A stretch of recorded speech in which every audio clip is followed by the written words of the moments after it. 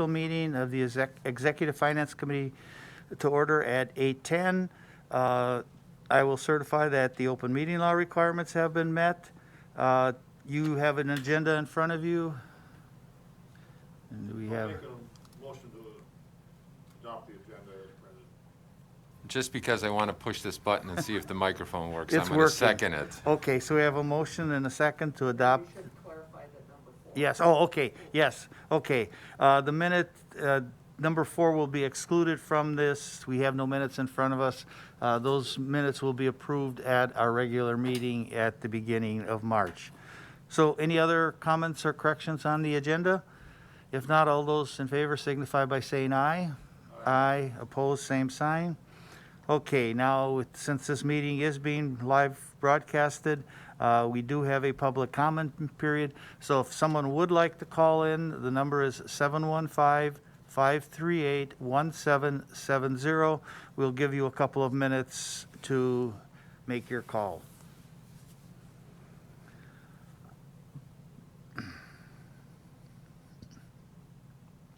I got a granddaughter that plays basketball in Princeton Green Lake. So last Friday, well, they won on Friday night, so then Saturday night they played Hillsboro.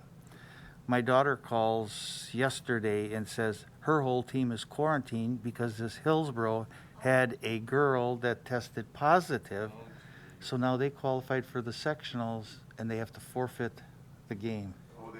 Bangor's getting Well, they're free going run to, over, yeah, Bangor is going to get a bye in the first round of the sectionals because they were supposed to play Hillsboro. Wow. Imagine the feeling for those kids.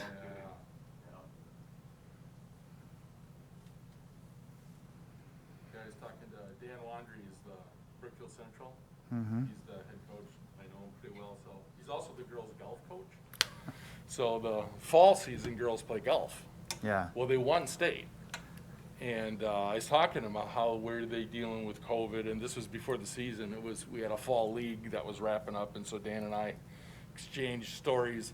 And he said it was scary because the girls' golf team isn't, like the football team where you got 50 people, or the basketball team, we got 16 players on our team. You got 6, 7 golfers, and you play your best 5 at any meet.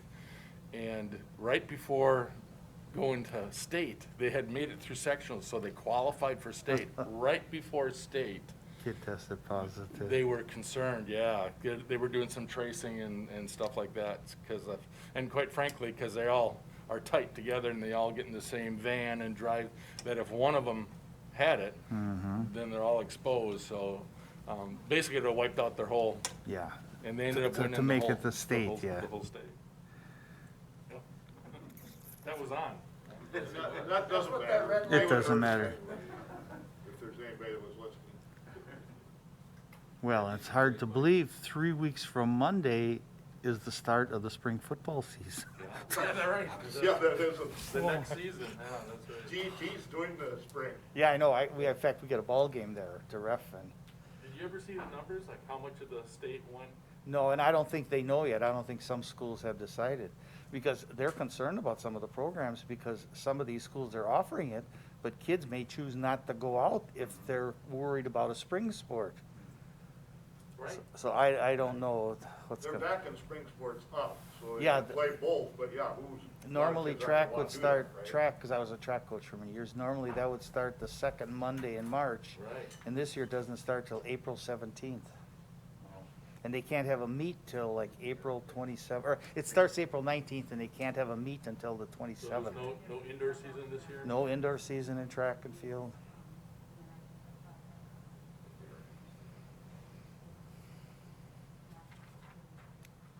Well, we've given a couple of minutes, so we probably should still wait now at this point. I can't figure out where John is. No. Because usually he calls if he's, He should be here any minute.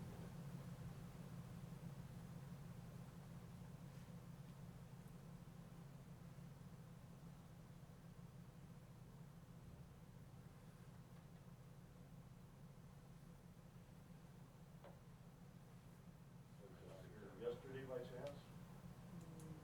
No, John was So maybe yesterday. he did forget. It's just saying maybe.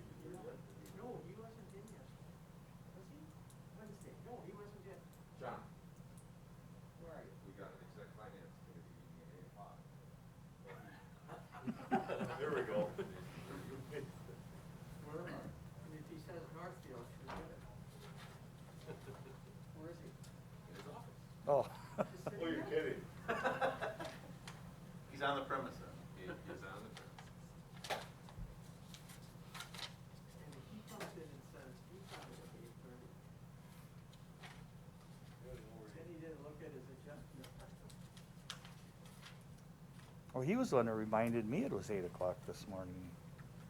And I sent out the invite Mhm. to everybody, so. They must have got mixed up with all my other Valentines. Brian's on there. I even sent it to Bridget Keating, you know, she thanked me, but I don't know if she'll be on today. We've got the resolution in front of us.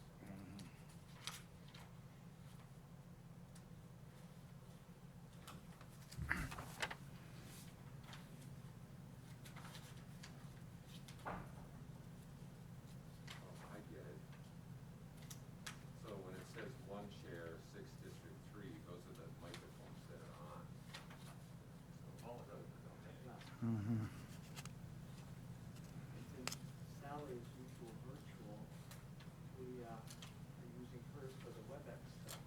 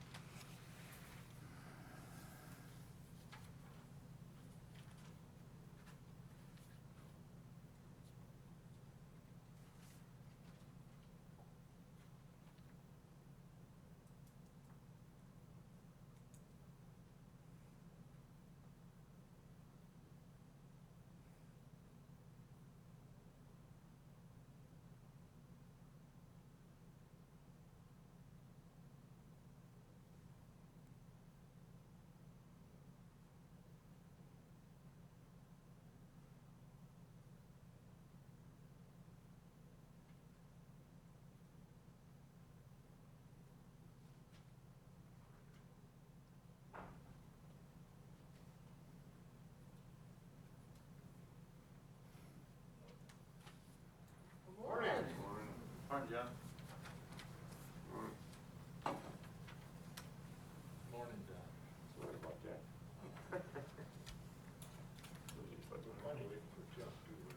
Keep waiting Should we go on, or what do you, what would be your pleasure? I would suggest Going on? it's a pretty fast one. It's something Yep. he wants right away anyways. Yeah. He does. Okay, so our next item on the agenda is the resolution agreeing to the wage study funding. Okay, Amy, you want to handle that then? No? Oh.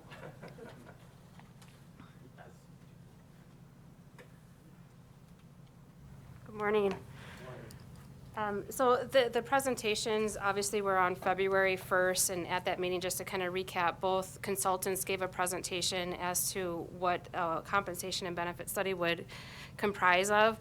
The two consultants, we had Carlson and Detman Consulting, and then we had McGrath Consulting. And at that meeting, and I think prior, you were given information as to what those costs of that study would be. It would be about a 6-month process, so starting that in March, I think would still get us in line to have something proposed for the budget. And again, we had quite a difference in the pricing for the consultants, so depending on which group the county was interested in going with. And as I stated, for what it's worth, I guess my thoughts on it, as I had stated at the last presentation on February 1st, I was leaning more towards Carlson and Detman. I know that's a higher price tag, but again, they're a known entity. Since that presentation on February 1st, I have talked to another area HR manager who had also looking at doing a compensation study and done a survey of kind of area directors, and somewhere around the line of, I want to say 25 people responded. 18 of them recommended, again, these are other HR managers and directors, 18 of the 25, again, don't quote me on the 25, but it was somewhere around the mid-20s. 18 of them recommended Carlson and Detman, and 5 recommended McGrath, and I don't exactly remember what the other 2 were. We also had a department head that we have here in the county that reached out to me after the presentation. Instead, he had experience with McGrath as well at his prior job, and said it was kind of a disjointed and wasn't as great of an experience as they had hoped. So that's the additional feedback that I've received since the presentations on February 1st. I was impressed with Carlson at the presentation that day, too. It looked like they really had their ducks in a row. Now, if we decide on the agenda, or on the resolution, are we picking the company right away then, or is that something that would come later on? It's in the resolution, the draft resolution. Mr. Chair, Yep. the resolution has blanks where the name of the company Oh, okay. and the price is. I'd also point out that we had two estimates we have three as a number in the resolution, but we only had two estimates. Okay. Just, go ahead, Tim. I apologize for being late. I thought we had an 8:30 meeting. And I do remember, did she call? She did. I do remember both of the presentations, and the people who were there may remember that I asked afterwards about the strongest contrast between the two was the pricing policy, and I was a little, the pricing policy, the Carlson and Detman have, their fee is upfront, and we know what we're paying, and what's the name of the other outfit? McGrath. There's a sort of a retainer, and then they do some work, and then we negotiate a price, and then we continue. That arrangement may be very uncomfortable. So, not having heard what Amy said previous to a few minutes ago, even if I had not heard that, I would be in favor of the Carlson and Detman because we have a clear pricing schedule. They have a outstanding reputation, and I'm unwilling to enter into a contract. I would be unwilling to enter into a contract under the arrangement that McGrath wanted to use. Okay, so we're all pretty much in consensus then? Okay, we're not going to take a vote yet, but just the consensus. Are the rest of you in favor? Can I throw Go two ahead. cents in? I was impressed with the McGrath presentation because it felt more personal. Carlson Dittman is bringing a kind of a suite of names and experience with them as they've sort of conglomerated with other companies. They have other things to offer related to what those companies do, and I think I had a sense that they were name dropping. You know, well, we're associated with this company who's got a good history of doing this and so on and so forth. And yet, the McGrath company, McGrath, to me, felt like they would have been able to give us more personal and customized kind of approach to what it is we want, which is something this committee and Personnel Bargaining Committee and the County Board need to really clarify before we go forward, which is exactly what it is that we want them to do, because there are lots of options that were presented by both of the presenters as to what it is they can do for us and what exactly is it that we want to get out of this this wage study. In reviewing the minutes for the Personnel Bargaining Committee, which I forgot to bring, there are a number of issues that need to be addressed. That said, I will go along with whatever the committee decides.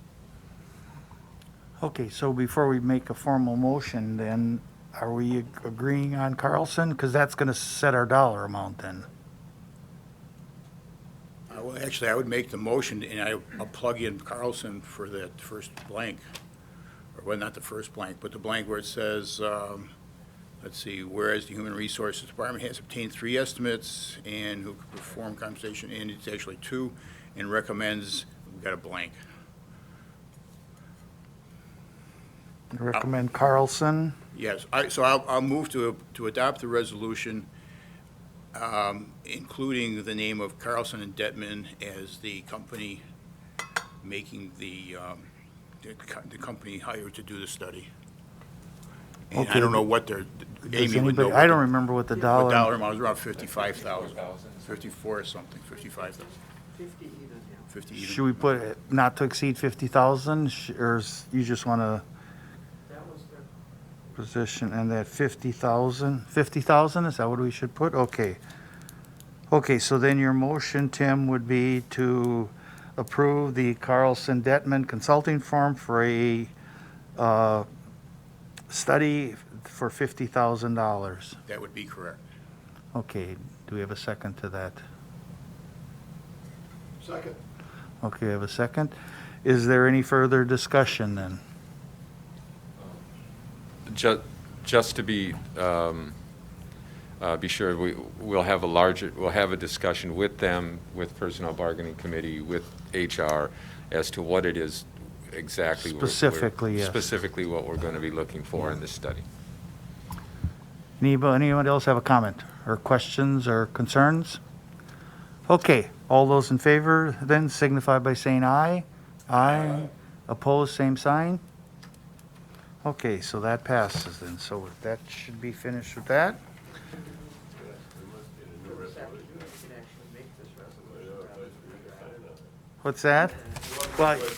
Well, he's gonna have to write it up correctly then. So then this, Correct me if I'm wrong, Paul, this is going to have to go through personnel bargaining this afternoon as well? Correct, we were just talking about that, and on this resolution that you got, which just says draft, Amy's gonna have it all filled in the blanks for the personnel this afternoon, and also add the exec finance, because they're not on this right now.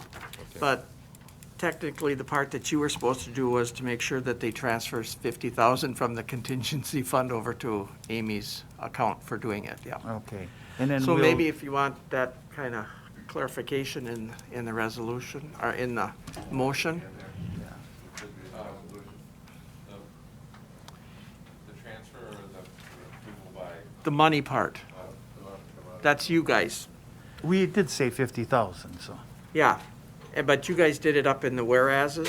Oh, okay. So, but in the therefore be it resolved part, it's the same thing there, Carlson and then the 50,000.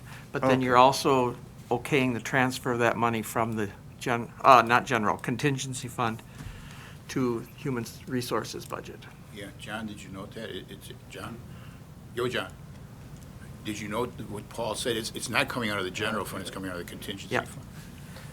In which case, if the motion needs, we've already acted on the motion, how do we do this?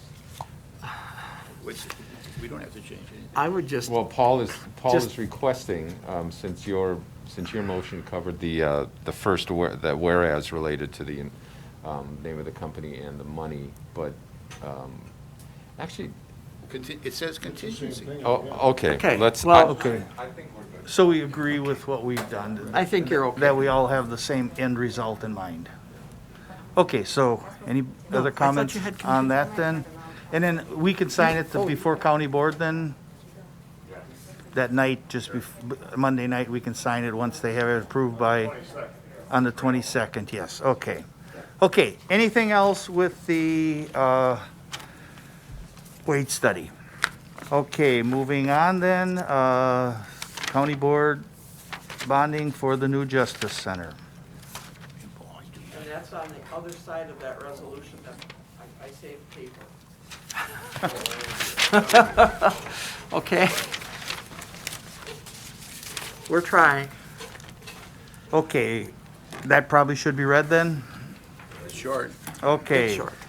So this resolution, it's initial resolution authorizing the borrowing of not to exceed $43,500,000 and providing for the issuance of sale of general obligation bonds therefore. Be it resolved by the Trempealeau County Board of Supervisors of Trempealeau County, Wisconsin, that there shall be issued pursuant to Chapter 67 Wisconsin statutes general obligation bonds in an amount not to exceed $43,500,000 for the public purpose of paying the cost of renovating the existing courthouse and constructing and equipping a new justice center adjacent to the existing courthouse that will include a new sheriff's office, jail, courtrooms, administration area, and all court-related offices to support the judicial functions. Okay, so it's being introduced then by the Executive Finance Committee. Move to approve. Second. Okay, we have a motion and a second to approve this resolution. Do we have a presentation? Is there a presentation? Brian, can you hear us? Okay, do you have anything? I sure can. Can you hear me? Yep, we're hearing you well, yes. Great. Well, I'm sure you're always very excited for any presentation I may have. In this circumstance, the resolution largely speaks for itself. It is identifying a project amount that will be up for consideration by the full board in terms of the roughly $43 million project cost. The resolution establishes a not to exceed amount of financing.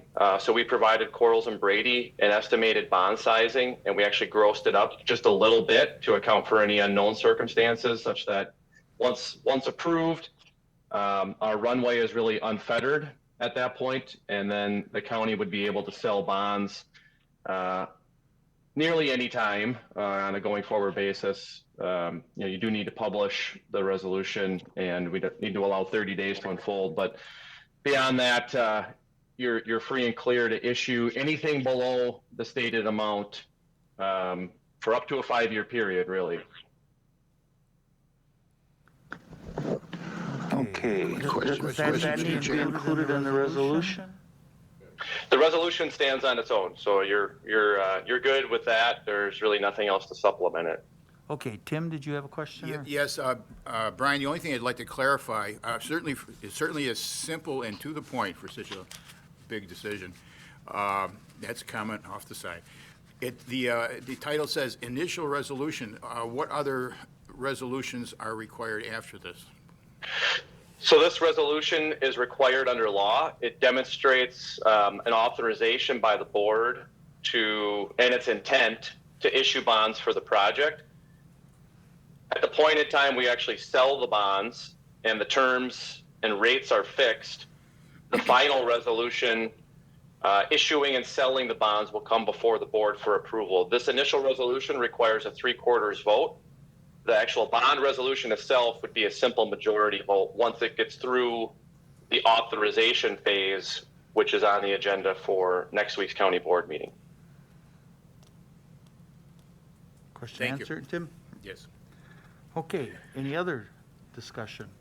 Paul, did you I have a was question? just going to comment too, so Brian knows this. I asked about the reimbursing part of the resolution, and Bridget Keating from Quarles and Brady said, this resolution right here is all we need. So that's so that we can reimburse ourselves for bills that we've already paid, and we've paid Samuels and Venture already some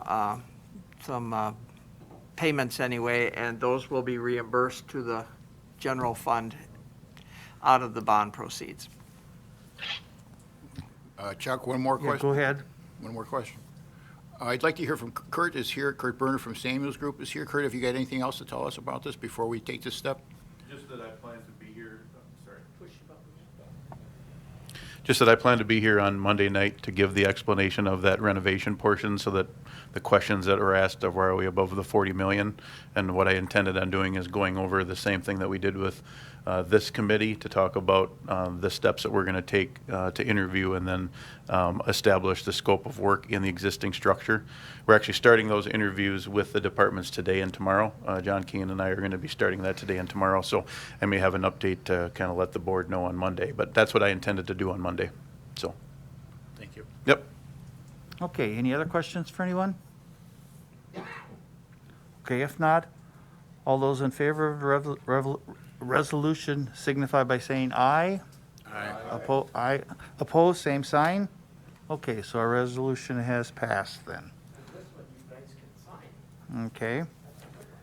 Okay, then moving on to our final item is Just the, go ahead, before you- question. Go ahead. Yeah, before we move on, I will be present for the county board meeting as well, and I'll be delivering what we call our pre-sale report to Paul for that, to guide that discussion to some degree, but that's more perfunctory. The resolution is more important and will be your agenda item. Are the rates still falling, or are they pretty holding tight now? Rates are flat. Treasury rates have been climbing a little the last 2 weeks. The municipal market has been fairly stable. And there's a lot of demand for tax exempt debt. So it's been holding those rates fairly flat. Rates are down a little today with the jobs report, but I don't have anything to tell you in terms of, they've moved up or down substantially. It's been kind of status quo since our last discussion. Okay, but you probably anticipate them increasing. So hard to say, right? There's nothing hanging out there that would indicate there's going to be a steady march upwards, but certainly the trend has been up a little to some degree. It's just that the municipal market hasn't really gone up because so many people want to buy those bonds. It forces their prices up and the yields down. So that dynamic isn't likely to change anytime soon, but I don't have a date specific where we would actually sell the bonds. So my viewpoint is, over the next few months, and so far so good. Okay, thank you. Any other comments before we move on to our next agenda item? Okay, then moving on to number 8 is ODIP, Owner Direct Insurance Program. Kurt and Vance, you're going to lead the discussion? All right, so I had asked to have this on your agenda, and then if you wanted me to present to the board, I can. If you want to consider it for a while, you're welcome to do that as well. I did ask Vance Forrest to come along today, so I'll kind of give you the reason why I am suggesting you consider this, and then Vance can explain it in a deeper format than I can. We've worked with Vance on multiple municipal projects or county government projects, and what the ODIP stands for is Owner Direct Insurance Program. And when all of the contractors come to bid the project, they're going to carry a workers' comp component to all of the people that work on the job. And the scenario of the Owner Direct Insurance Program runs through County Mutual, which is your insurance firm, and they then will put together a workers' comp package. The benefit of them doing that, and we still do the same safety protocol with all of the contractors, all of the safety steps, and Vance will kind of elaborate on that when I hand it off to him. But the benefit of the ODIP is that when the tradespeople have a safe performance on the job, the savings on that workers' comp can come back to you in a dividend. And we've seen some pretty big checks that have been written to counties, over $200,000 on projects. And with that said, I'll have Vance kind of walk you through what that looks like. It's been effective for the county projects that we've been a part of. And if you don't do ODIP, it's money that is still spent that just leaves. And there's no way to potentially get a dividend back to you, the county. So Vance, I'll let you explain it a little more. Thanks, Kurt. I'm Vance Forrest. I'm with Aegis Corporation, and we're the general administrator for the Wisconsin County Mutual Insurance Corporation. We've got a long relationship with Trempealeau County, and Kurt and I have gotten to know each other. As he said, this would be project number 4 that we have partnered and worked together. And they've been really successful. We got one right now going on with Samuels over at Calumet County, and I can kind of tell you what my role is on a weekly basis now that that's up and running for probably the remainder of this calendar year. And you'll get to know me well should we go down this journey together. Kurt has just said that the financial component is related to the workers' compensation costs. That's absolutely right. So there's only one line of coverage that's in place here. Does the county have a workers' compensation policy to cover your staff and employees? Yes. So question number 1, that has nothing to do with the ODIP. It's not compromised, it's not migrated, it's not merged or anything. This ODIP is a separate entity all to itself. Some of the things that the county needs to know, and Kurt's seen us in action, how we partner with the information and flow and exchange. We try to make this as painless for the county as possible. Turnkey is the term that I like to use. What we do need is not only from the folks in this room, but from the full county board and any other staff people that have fingerprints on the project as it goes along, is that we really support the project and the ODIP component from a safety perspective. So Kurt's already alluded to that if we have a good, safe project, that means that people didn't get hurt. So the injury costs for the medical treatments and lost time wages didn't happen, and that money wasn't spent to pay for those. And so that money comes back, and Kurt's absolutely right, it comes back to you in the terms of a dividend. And so the support from the county board, and everyone else from a safety perspective is really what we really need. Kind of the broader 30,000, how does this all kind of come together? We don't operate in a vacuum. Kurt doesn't come to us and we don't come to you and say, hey, let's try this idea. The state of Wisconsin has their fingerprints all over this, specifically the Department of Workforce Development. And so we will need to have a approval process and a kickoff meeting. Now, the good news is we've done 20 of these and have gotten to know the state folks that give us the blessing to do these, and we work really well together. They believe in us and trust us. They really believe in the partnership with Samuels and the performance that's happened with us on these. So again, the state says they're interested in saying yes to this idea from one perspective and one perspective only, and that's the safety component, that the tradesmen are going back home every day healthy to their families and not taking an ambulance ride somewhere. So the state is the first step that we need to do and sit down with them. So we, with that would be me along with whoever we designate at the county. And so that county person becomes the owner's representative. And so Kurt and I have talked a little bit in details about how the project is coming together and the players that are involved with it. And so we'll need that one person with the COVID and that, and it's hopefully coming a little bit more under control. But the project's always kicked off with a meeting in Madison. That's where the state operates DWD from.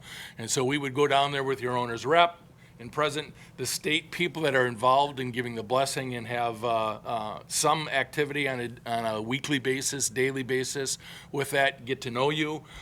They want to have a face-to-face and see your commitment and have you nod to them that you understand how this all flows together before they go ahead and sign the piece of paper that says go ahead and go forward. So that's one thing not too far down the road, that should we go down this together, start thinking about who that person's going to be that's going to join me there. Or we might be doing it like we're doing this meeting right now. We might do it via Zoom with that. So how does this all work? Kurt is absolutely right. There's a work comp component cost to every bid. You know, just like there's a cost for their overhead for their labor and the gasoline that they'll be needing and all that stuff. You add it all up and they give you a bid for whatever trades component that they'll be bidding on. And in that bid number is a work comp component. And we are actually able to capture that and quantify that on bid day. And so what trade doesn't have an estimate, you know, looking at the plans and that Venture's going to put out and talking to Kurt and Samuels, have an idea about how many hours and manpower, and that's really what work comp is driven by payroll.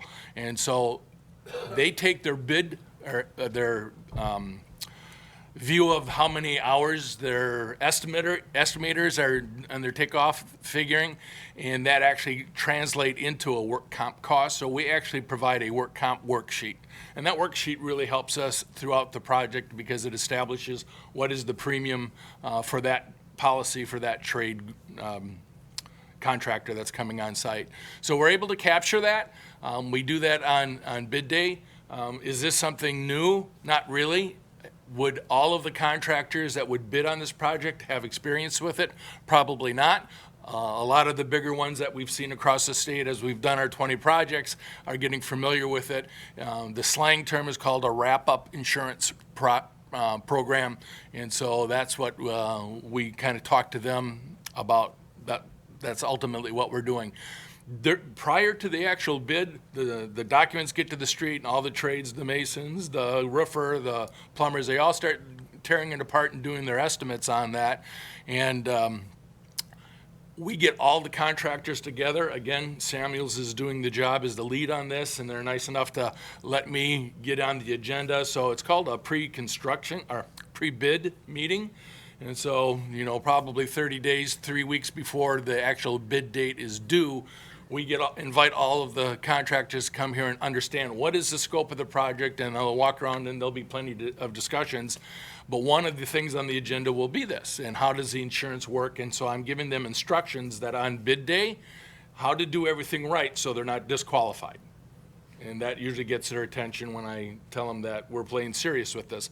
The way the Odip works and the way the state says the only way you're allowed to do it is everybody's in the boat or you're not doing it. And so when we bid this, all contractors, and there is no discretion that, I think we'll try it or I think we're going to opt out. There is no opt out. Everyone's committed on the front end, and that's how the bid specs are worded on the front end. So we have our pre-bid meeting. We have our bid, we successfully meet the budget, and then it looks like we're going to go forward. And we have a pre-construction meeting again with all those successful bidders. And again, we're talking about now a little bit more of the meat and potatoes about how the safety is going to flow. We don't have any outstanding rules that are tougher than what OSHA has provided for the construction industry, but we live by those.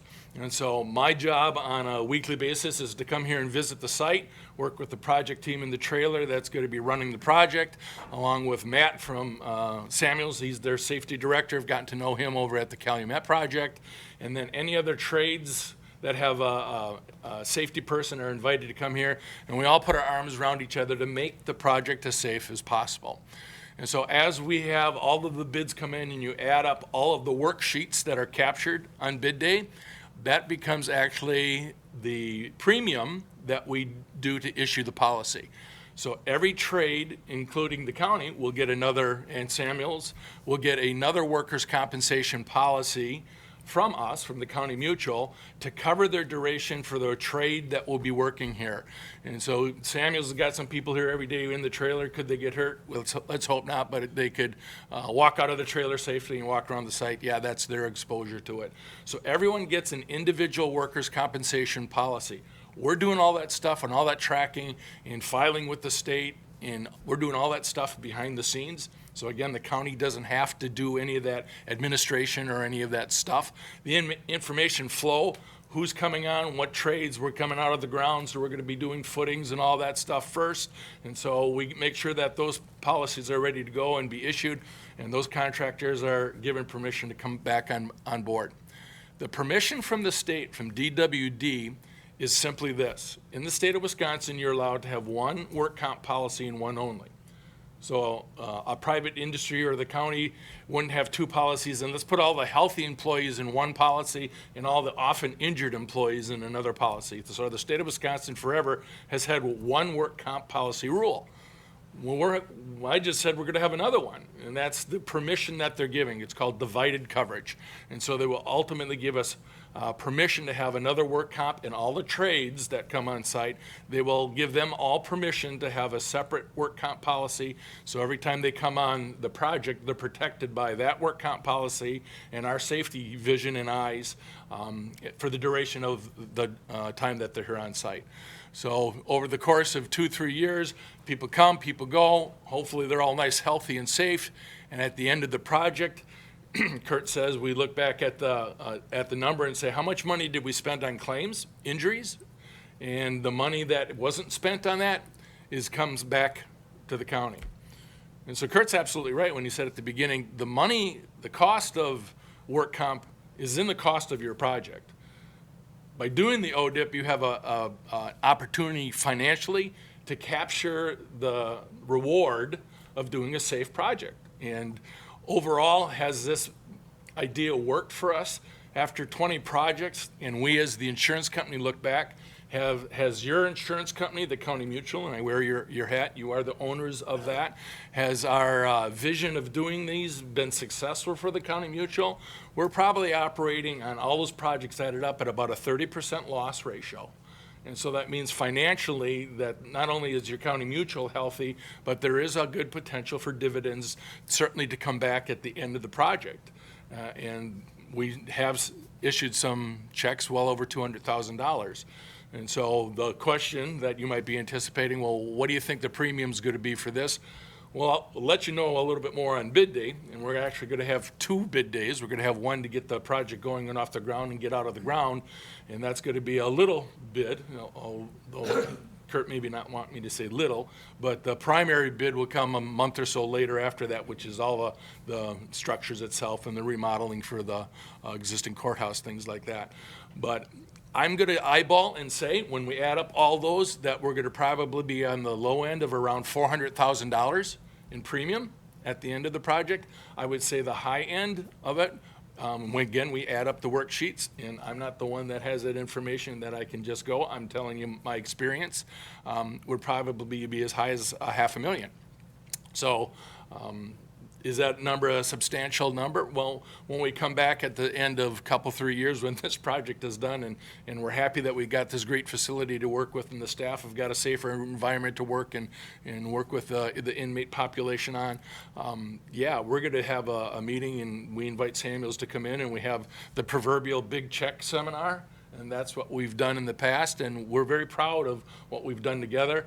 But we're most proud from the standpoint, there's been a lot of tradesmen hopefully working in people working in the area, in the community, that this is actually part of their livelihood. And we're thrilled that at the end of the duration of this project, that they've all can say, yeah, I worked there safe, I was healthy, maybe learned a little bit something more about safety, because that's my fingerprints on the project, along with a lot of other people looking over for the well-being and safety of everyone on site. And so 30,000 foot view, that's how it all kind of mechanically works. Are there a lot of moving parts behind the scenes? Yeah, between Samuels and us exchanging a lot of information and us communicating with the state DWD who's coming on, and there's a lot of things that are moving, but you don't have to be there on the day. You can be as involved as you want, but be rest assured we're administering that with you. The one other thing that I'd love to have, not only your owner's rep in the Samuels group that'll be in the trailer, the state comes out here and it's not out of sight, out of mind. You've got a couple-year project looking like here at least. And so they like to come out and keep tabs on how are we doing out here from a safety standpoint on a quarterly basis. They call those stewardship meetings. And the people that you actually go to meet in Madison will actually come on out and they'll visit the site. We meet in the trailer and we look at the lost run if there's any claims, and knock on wood, there's been in those stewardship meetings very little to talk about from a loss history standpoint. We've been very successful. Without dropping names, I will. The first time we met Kurt and Samuels was on Green Lakes project with their Law Enforcement and Justice Center. The next one we did together was in Oconto. The one that we've got going right now is in Calumet, the Law Enforcement Center again, and this would be the fourth one that we've partnered with. So the good news, if you want to go back at the completed project between Green Lake and Oconto, they were a little bit smaller than you. They were in the $30 million-ish range. Kurt, is that about right? I know at Oconto was about a $200,000 dividend that came back because we had one claim for like $1,200 where an electrician was walking out of their trailer from a break and snagged his wedding ring on a railing and dislocated his finger for about $1,200. And believe me, we talked to an electrician with a piece of jewelry on his finger very sternly, like, dude, what are you doing? You're an electrician, you got her wedding ring on. Really? Are you kidding me? So that was the one and only claim that we had there, so that's why that dividend was so substantial. In Green Lake, we had one claim and one claim only, and that was when a worker went out to the dumpster to recycle some product off the site, and when he opened the lid, a feral cat jumped out of the dumpster and bit him. And so that was a cat bite claim, and that was about $1,200 too. So we had, the administrator at Oconto was targeting that Green Lake loss history that they had there and says, we're not going to have that cat bite, are we? And so that was a fun little challenge that they had. So as I said, we've partnered very successfully with Samuels on this and would love to work with you on your project. And with that, I'll be glad to answer out. If you want to get any details down and drill down further, I'll be glad to answer any of the mechanics behind how things work. Okay. Go ahead, Tim. I want to thank Kurt for making us aware, making the county aware of this option. And I want to go back to Kurt's initial remarks, which were that we don't have to make a decision right now. This is brand new to me. And so I'm a little hesitant to do anything, especially since Mr. Forrest has dropped a whole hell of a lot of information on us. So thanks for your presentation. I'd be hesitant to do any, I would have to, before making any kind of decision, I'd like to go back and clarify, and we don't have to do this today, I don't think we really need to, clarify what is the alternative and what is the cost to us. And in order to do that, I wouldn't move anywhere on something like this without asking Amy. Amy Franzen handles all of our insurance. Amy, you listen to the whole presentation. I'm not really, if you have any initial comments, I'd like to hear them. I think the committee would like to hear them. But also, I might ask you to put together maybe a more lengthy or thoughtful assessment, cost-benefits assessment of what do we get, what does this mean? It sounds great, this man's a great salesman, but I've honestly gotten, I've heard a hell of a lot of salesmen in my life. You know, and I'd always like to say, okay, Amy?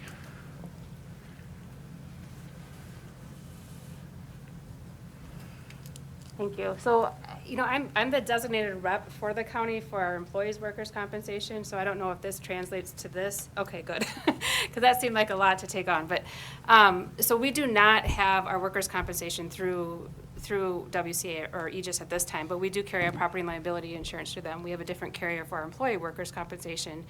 And, I would have to check with them as far as if there's any additional things that they can do in a situation like this. I don't know anything right offhand about that. So I took a lot of notes today, and it was good information. And in terms of the premium, currently we pay something, a little bit similar and, for our county in terms of our employee workers' compensation premium. So as far as the premium, that does not surprise me. Yeah, I just would like to know, what are we getting into? So just to explain to you, Tim, this process doesn't put the county at any additional risk. It doesn't pose any additional cost to you. Everything that we're talking about in regards to what County Mutual would be paid is included in the project cost. It's a matter of how you have the contractors carry their workers' comp. So I come in, I'm a concrete contractor, and I've got 20 guys that are going to be working on the crew. I have to pay a workers' comp coverage through my insurance carrier, whatever that rate may be, and those fluctuate based on the performance of that contractor. There's an EMR rate, and if you're a good performer, you have a better rate. If you're a bad performer, you pay for it because you don't have a safe company. All of that is wrapped up in their bid on bid day. So if we have 10 concrete contractors that come in and bid, they can have variable costs on what their workers' comp is based on their performance, okay? What we're saying from Vance's perspective is we have them identify how many labor hours do they have that they're proposing for their crew. So if they look at the concrete contractor and he says, I've got 10,000 man hours, the 10,000 man hours then equates to a rate that is then charged to you, the owner, from an owner direct coverage, but every one of those labor hours are then attributed when they come on the job site. They're covered under that policy, okay? So every bidder that comes in here has their workers' comp included in their number. What we tell them to do is you're going to back that out of their number. So they give me a bid on bid day. Let's say the concrete guy comes in, he gives me a bid for $1 million to do the concrete. In that $1 million, he had his workers' comp coverage included in that. We evaluate what that cost is, and we will actually reduce his bid amount. Let's say it's $100,000. It's not $100,000, but I'm using it for round numbers. We take $100,000 off of his bid. So he would be down to a $900,000 contract, and we're going to say, we're going to give you a contract for $900,000, and we're going to carry your workers' comp. So he just reduced his bid by that amount. So it's all included in the project cost. It's nothing that covers any of the county staff. It's really related to project specific, and that's why when we identify the scope of the work, it's larger projects that are typically covered through this, and then like Vance says, all of the contractors that bid on it are agreeing when they submit a bid form that they're willing to enter into this ODIP program. If they're not, then they're not going to be considered as a potential awarded contractor for the bid. So to answer your question, the only thing that is really entailed from the county's perspective is to make the visit to Madison, to have that owner's rep involved with that, and then all of the rest of the work behind the scenes is done with Vance's crew and as well as my administration team to be able to deal with all of the paperwork, I guess, in regards to logging everything that's there. Because we actually track every one of the people that are on the job. It's actually a fair amount. It's actually a fair amount of work that's associated on our side, but because of the benefit that we've seen to the counties, because I got to tell you that the counties, when we give them that big cardboard check, that's like something that sticks in all the county board members. Like, hey, we got this money back that we wouldn't have otherwise realized, and it's true. You otherwise would have been included. It's not going to increase or decrease the cost of your project construction-wise. But what you have the potential is because we are confident in our safety performance, because we're confident that we're able to get those contractors to perform, that safe performance will give you a dividend that you otherwise wouldn't have received from if the contractors carried it. So. Now I've got to ask another question. Yep. Okay, I get that. So it's sort of no cost to the county. But let's put it, now, if I'm looking at it from, any project, there's a cost and there's a quality aspect to it. Now let's look at it from another perspective. If I were a contractor, if I were one of the concrete contractors, and I knew I had 9 or 12 or something other, let's say I have 9 other contractors bidding against me, and you are asking me to sign on the dotted line for something before I even enter the bid, how does that affect me as the contractor? Does that mean that I'm gonna lowball the price? Does that mean I'm gonna No. cut? I mean, that's the quality aspect, that's what I'm looking at here also. Yeah, no, and I may have miscommunicated. We're not asking them to sign the ODIP before they submit a bid. Well, that was We're- pretty stern warning that Vance gave there But about. what we're saying is that if you're not willing to sign on to the ODIP, don't submit a bid. That's the scenario, is that you can't have, because we'll probably have between 25 and 30 different contractors on this job, and we can't have 29 of them that sign on to the ODIP and one of them that says, hey, I'm going to carry my workers' comp. That's Kurt, but I get it, but if I'm one of the contractors and I say, hell, I'm gonna sit out of this because they're asking me to put my, to put me under some constraint that I don't wanna be under. You may. We've had contractors that have, like Vance said, they haven't been a part of it, they haven't participated in it. Some larger contractors. Are these gonna be the sloppy contractors? Or No, no, I will tell you that one of the things that we've talked about in regards to a qualifier is to make sure that we have contractors that meet an EMR performance, because we don't want the sloppy contractors here. And if we're able to vet the ones that aren't safe, that's a benefit to the project. But to answer your question, I have had larger contractors in the state of Wisconsin that haven't participated, and at first they were hesitant because they hadn't done it before. But now that they've gone through it, they're like, that was really no big issue for us to be able to do it. And they did submit a bid. They asked the questions. That's why we have the pre-bid. We answered their questions. We identified to their questions, and then they did submit a bid. So I don't see it deterring contractors from doing it. Will they have questions? I think those that haven't will definitely have questions, and we've entertained those questions multiple times. So, Tim, and one of the ways to kind of understand this, workers' compensation is statutory in the state of Wisconsin. So in Kurt's example, when they come up with $100,000 of insurance cost, work comp cost on their $1 million bid, the rates that go into that $100,000 are the same rates that we use. So we, your county mutual, don't have a separate ODIP rate. We use the actual state rates for a concrete contractor. So that's where, when it comes down to a contractor, it's no skin off their teeth because we're all using the same thing. And so what they've reduced their bid by, and now the cost is still in it because you're buying it, we're insuring them on the project, that cost is a wash. It's the same factors, it's the same rate, it's based on their man hours. I think, Tim, and again, we're not asking you to make a decision today, I would encourage whoever from the county to reach out to members of Oconto. I can give you the administrator's name over there and walk you through what was done. And they can kind of explain to you the performance and how that worked on some of the past projects so that you can get a comfort level with it. When we would need to decide would be prior to the bid packages going out, which is probably going to be sometime in April for that footing and foundation package. So we've got, a couple of months here to make that decision, but we will need to probably decide something later in March if we have to get down to the state. Is that fair to say, Vance? That's perfect timing, yeah. So maybe we've maybe got 4 to 6 weeks here to do some homework for you guys. And if you want me to give this or deliver this message on Monday to the board, so at least they understand that we're considering it, I can definitely do that. And kind of explain to them that we're going to be doing some homework, and I don't know if you want to direct it to this committee to then bring to them at a future county board meeting, or however you want to do that. I can definitely bring it up on Monday. And I didn't mean to drop this on you like, hey, what's the surprise? But there's no other way to get it in front of you unless we bring it up. So, George, you're an independent contractor. Any comments? Reservations or anything? No, actually, thank you for bringing that up. How it is the contractors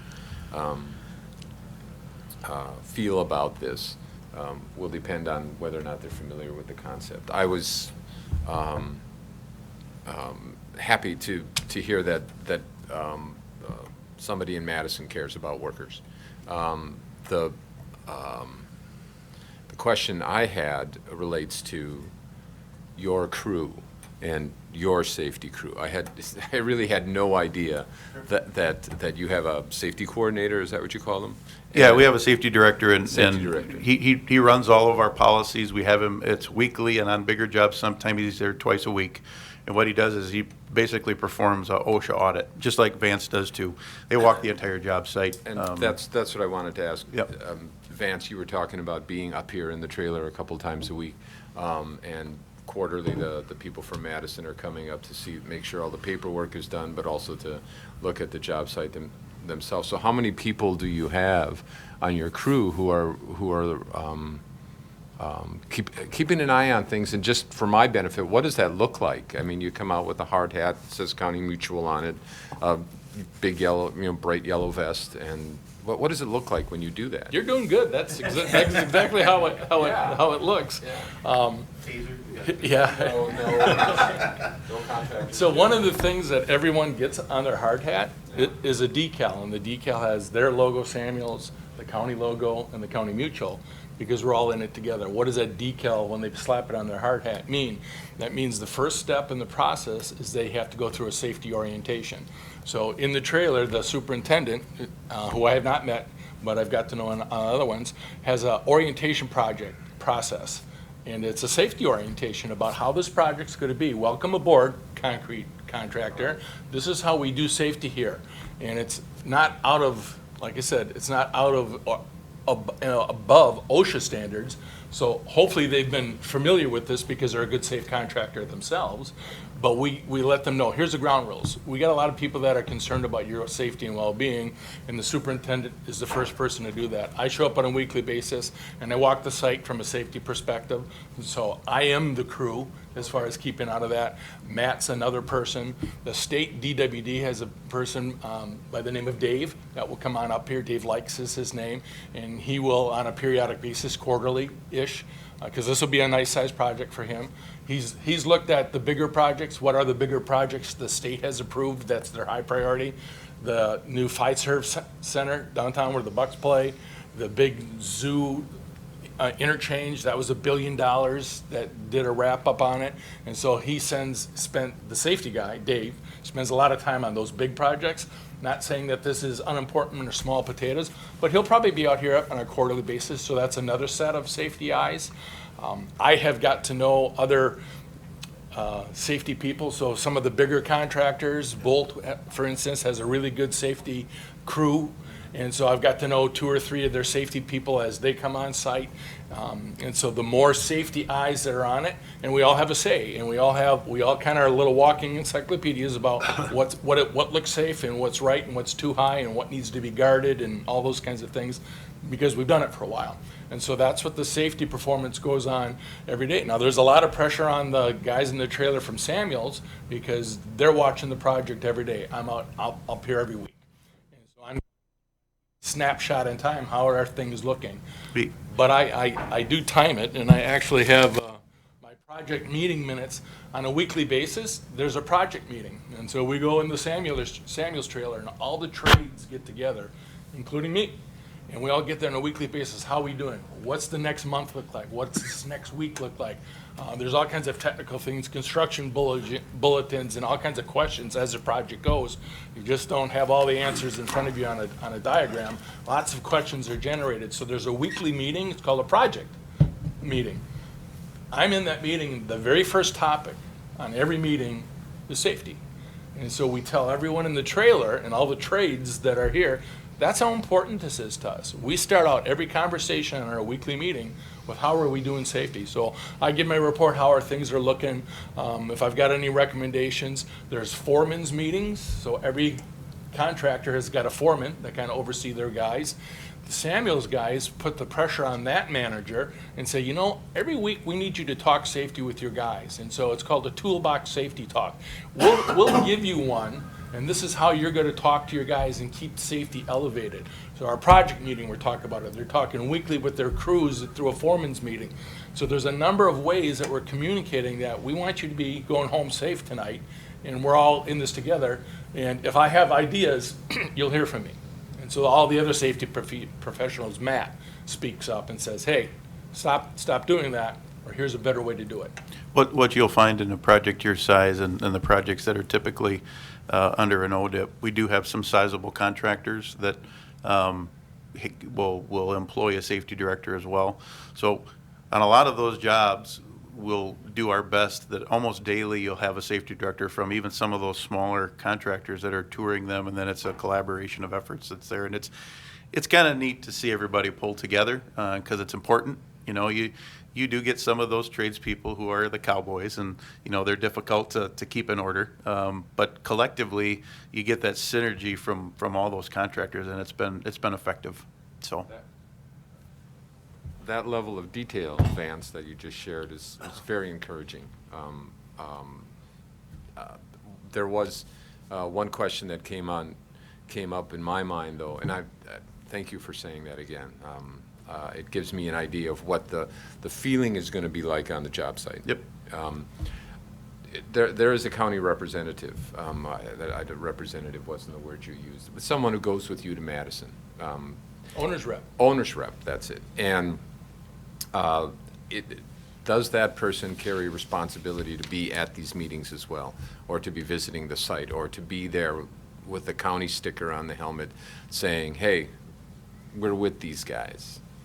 We want this to be a safe site. What's the role of the owner rep? That person doesn't have to. Yeah. Certainly when the state shows up for their stewardship meeting, that person's going to have to be there, and any of you folks can join in. You got a vested interest, it's your county, your project. But no, they don't have to be out there on a daily basis. I will be checking in with that person probably, every month. I'll do my stuff and how things going, and I'll find your owner's rep person, and if he or she hasn't been out there recently, I'll give them my nickel opinion about how things are going and how things are flowing. So that person doesn't have an obligation to be there shoulder to shoulder or out there independently looking at the project. We've typically seen that owner's rep on the other projects has been the county administrator or administrative coordinator. And maybe Paul, you guys might select Paul under this scenario. It's up to each county as to who you want that. It may be John, whoever you guys determine that is. Yeah, he wants something more to do. But it's not anything it's not anything that's going to require any additional work. But it's just having an individual from the county that represents the county saying we are in agreement that this is the approach that we want to take for the project. So. Okay, thank you. The other thing, kind of how does, and I like Kurt's word, synergy. I call it team building. Since I've been a coach for 30 plus years, I won't tell you how many because then I don't know how old I am. But I like team building. I like getting the momentum of success going together. So this is going to be a brand new team, isn't it? It's going to be Samuels and us and you and every contractor that comes on there. And you start building a culture on that site. First guys out of the ground are the concrete guys. And they look around and see how safe this is. Then the next trades come on and they look at how they're working and they're like, wow, these guys are really keeping their site clean and that this is got a really good feel to it. So we end up building a team. We end up building a culture and a feeling, and it gets momentum. What we do in concert with Samuels, every 100 days that we go on the project without a lost time injury, we buy lunch for everybody. That's our pat on the back to get the guys together at lunch hour and say, hey, thanks, give me some nuts. Good job, way to be safe, guys. And so, Samuels does one, and then the County Mutual does the next one. And so we strung a bunch of those lunches together at Account because we didn't have any injuries. Mm-hmm. And so we got to know the guys, and believe me, a nice warm meal instead of a cold sandwich out of the lunchbox, they appreciate that once in a while. But we get together for the reason. Why are we having lunch together today, guys? Because we've been safe. And so we like that culture, we like that synergy, we like that momentum that we build. My one superintendent, he actually smoked his own pulled pork, so he had smoked that over the weekend and brought it in. It's just kind of cool, because they look forward to those sorts of things. So, yeah. I think one thing that's going to be the bottom line here is going to be the cost. How does your premium compare to what the bids go down? It's same number. Okay, so this will not cost us? No. Well, that's a big thing to It know. doesn't cost you a dime, and Okay, it doesn't that's put a you at good any thing to risk. know. Because if we don't do it, then we lose it. Yeah. Where here possibly we could get some of it back. Yeah. I will tell you that when we did this the first time, and it was 12 years ago when we did Green Lake, it's been a lot of years, I was hesitant at first. I felt the same way you did, what's Vance trying to sell me? It's exactly how I felt. But after we've gone through it, and after we've been able to have those contractors participate in it, it is a benefit, and I wouldn't bring it to you if I didn't think it was a benefit to the county because of the dividend that's there. And you're going to pay for it anyways. It's going to be in the bid amount. If you have the opportunity to have that come back and you have our assurance that we're going to have a safe project, we can't guarantee that we won't have an accident, but we're going to do everything in our power that we don't. And that could potentially come back to you in a dividend that otherwise you would not have seen. I can get you some contact information from other counties that you can do some homework on it, but I appreciate you letting us. We probably took more of your time than we should have, but I at least wanted to get it in front of you so you understood what it was about. So, And probably the last thing I'll wrap it up on, when you use the word risk and the cost, the risk, quite frankly, is really with the insurance company, us, the county mutual. Because Kurt's absolutely right. We can do everything that we want and safe as we want, and the performance has shown that that's meaningful, but can somebody still get hurt? Yeah. And if we have a really bad, fortunate neck injury, some kind of bad, costly injury, and we use up all of the premium in that claim, do we come back to you and say, hey, wasn't very good, we want some more money? The answer is no. So the cost that's in the bid for the contractor and the cost that they extract is the same cost that we charge. And if it goes past that and it's not a winner contract, we don't come back and ask for any more. That risk is on the insurance company. I got a question on the cost. It's been at least 20 years ago. I used to have a roofing crew and had a furnished workman comp, and roofing is probably one of the worst for You're right. compensation. it is, rate. yep. Anyway, it seemed like, I can't remember if it was quarterly or monthly, but whether my crew was working or not, I still had to pay that year round. Yep. So how, as a contractor, do I not have to pay that for, I kind of had that question too. now, how do I not have to pay my regular comp fee just because I went under Odip? Do I drop the other comp for a couple of 3 months or what? Oh, are you saying, do you drop your other policy? No, you don't. It's just specific to that job. If that's what you mean. You still have to carry it, so they have a crew, because this won't be the only job for that contractor. They still have to carry their other policy. It's just that while they're on here, they're covered under that same policy. So those are typically are paid per the hours that are in there, and that's how we've seen the contractors navigate through that, is that's what that savings is based on that. I was just based trying to on that. figure out, how do I drop my bid, because I don't have to, how do I drop my bid, because I'm not actually saving anything if I still gotta keep my other insurance? You know what I mean? Well, they come back, and the way that our policy works and how we did it is that we identify to our insurance company that those people are on this other policy, so that ours was reduced based on those hours. So it's what's in and what is out, first on what those hours were. Yeah, So- correct. Yeah, so John, you're absolutely right. So there's an audit. An audit based on how many hours, yeah. So that insurance company will come calling, whether it's quarterly or whatever, at the end of the policy, they're gonna wanna say, hey, how much did you spend? Did you have a good year? Did you have a bad year? Maybe we gotta give you some premium back. So there's an audit. So we actually give documentation to that contractor that what was taken out to come here and work doesn't go into that audit. So they are truly not getting caught double dipped or charged twice. It is truly outside of their other work comp program. Okay. Any other questions? for Yeah, Nancy yeah, Jones? Chuck, I hate to, but this is, let's see. The ask is going to be that you, Kurt, I know you will be there at Monday night. That we put this on the agenda for Monday, or you maybe include this as part of. Yeah, right, it's certainly not the major focus, but it is important. Maybe Vance should be there too. And here's why I'm making that ask. Again, looking at it from a different perspective, this committee has taken the lead on this project pretty much, and is really walking every day through uncharted territory. This committee, I don't think, can afford to get too far ahead of the rest of the board. we can't be making, even though, okay, we've spent a half an hour talking about it, and we're pretty well convinced, but we spent that half hour talking about it, and we've heard quite a few different perspectives, and now if this committee went ahead with it without consulting the board, without letting the board know, we're asking the board to trust us that we're making a good decision, it would be a lot better in terms of team building if the whole board heard this, and everybody, each board member is going to have a different perspective and maybe may not say anything, but let the whole board hear it, let the whole board kick it around a little bit for a while, and then when this committee comes back with a resolution or whatever, then we know that we have support. You know, people are going to talk to us in the bathrooms or something like that. We know where we're going.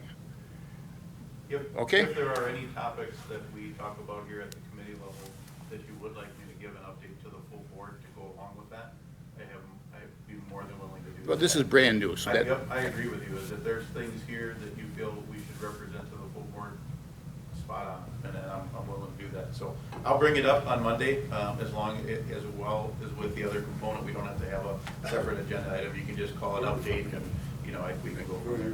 So Paul will not have to add anything to the agenda, you'll just include it in your report? Okay, sounds good then. Yep. Anything else? And I'll be glad if certainly Kurt's going to be here, but if you would like, on request, It'd be great if you were there. I'd be glad to. I don't want to make your meeting any longer. I'm not afraid to talk, so. It's better to hash it out in advance than to have somebody come back and say, why did you do this? You know, so. Sounds good, we'll be here Monday. Okay, anything else? Well, thank you for giving us this information. If you can save us a few bucks, it's worth it. Okay, any other comments, questions? What's that? I just got my cell phone's on my desk, and I said, yeah, I suppose it's raining. That's a good place for it, right? Yes. Okay, anything else then? Well, if not, then I'll adjourn the meeting at 9:22. Thank you. You must put a few hours on.